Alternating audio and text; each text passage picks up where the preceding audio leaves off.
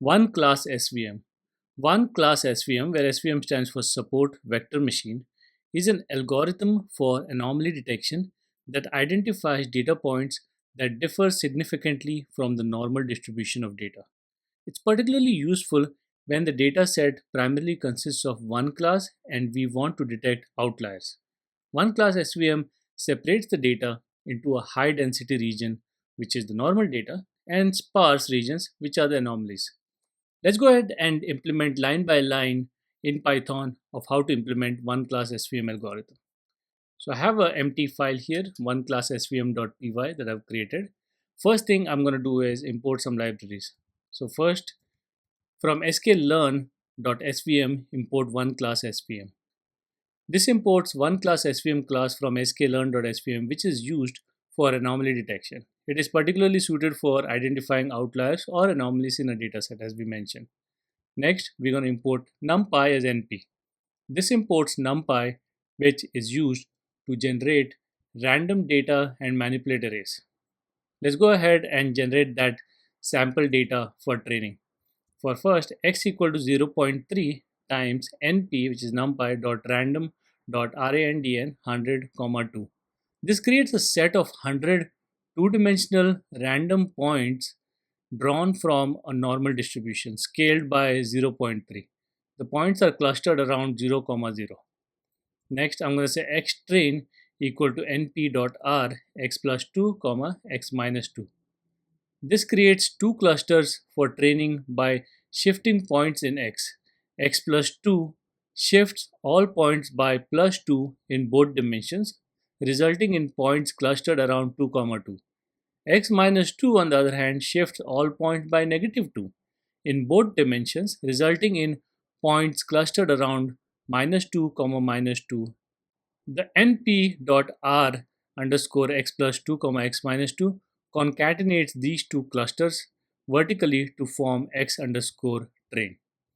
Now let's go ahead and generate test data with outliers.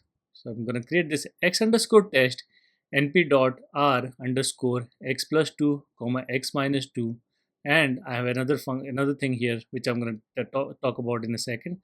But this creates test data by combining x plus 2 and x minus 2 clusters, same as the training data, and adding 20 random points as outliers. That is in the second part of the line here, which is np.random.uniform low equal to 6, minus 6, high equal to plus 6, size equal to 20, 2. This generates the 20 two-dimensional points uniformly distributed between minus 6 and 6, which are likely outside the main clusters.